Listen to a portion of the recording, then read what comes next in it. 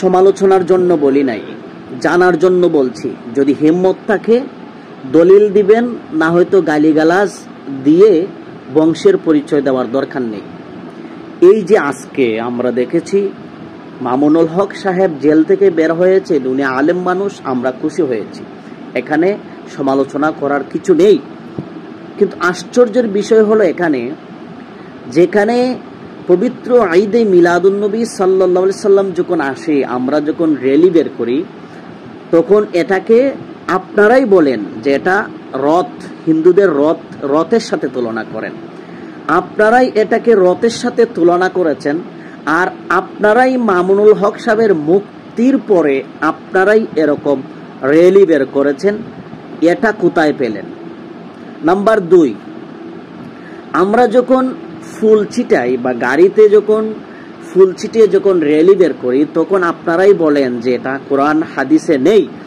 আমার কথা হলো, এই যে ফুল ছিটিয়ে, এই যে আপনারা দেখতে পাচ্ছেন, এই যে গাড়ির মধ্যে ফুল দিয়ে ছিটিয়ে বরণ করলেন, শাইকুনা আহলান সাহলান মারহাবা, শায়েখ ইবনে শায়েখ বলে আপনারা বরণ করলেন, এটা সাহাবারা করেছেন, আউলিয়া কেরামরা করেছেন, আইমে মুস্তাহিদরা করেছেন, কোন ইমামরা করেছেন? ইমামে আজম আবু হানিফা জেল কেটেছেন, ওনার মুক্তির পরে কি তারা এরকম করেছে? পারবেন একটা প্রমাণ দিতে? না, পারবেন না। কারণ নিজের বেলায় ইবাদত, নিজের বেলায় আনন্দ, পরের বেলায় চুলকানি।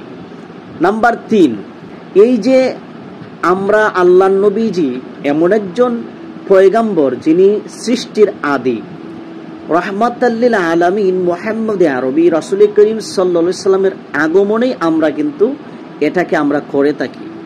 আহলান সাহলান মারহাবা আমরা এরকম বলেই কিন্তু আমরা করি। তখন আপনারা কি বলেন? এটা নিঃসন্দেহে বেদাত এবং মূর্খতা।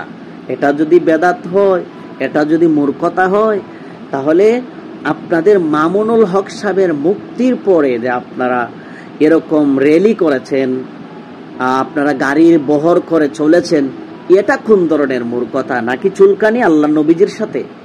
আপনাদের সমস্যা তো ওইখানে, যেখানে আল্লাহ নবীজির সম্মান বাড়ানো হয় সেখানেই চুলকানো। সম্মানিত দর্শক, আমি এই প্রশ্নগুলো রেখেছি তাদের কাছে, সম্মানের সাথে শ্রদ্ধার সাথে বলছি, যদি হিম্মত থাকে এই বিষয়গুলার প্রমাণ দিবেন, আর না হয়তো কমেন্ট বক্সে এসে গালিগালাজ করে বংশের পরিচয় দিয়ে মা বাবার এবং আপনার জন্মের পরিচয় দেওয়ার চেষ্টা করবেন না। যদি হিম্মত থাকে দলিল দিবেন, ইনশাআল্লাহ আল্লাহ পাক যেন আপনাদেরকে সঠিক বুঝদান করেন। আসসালামু আলাইকুম।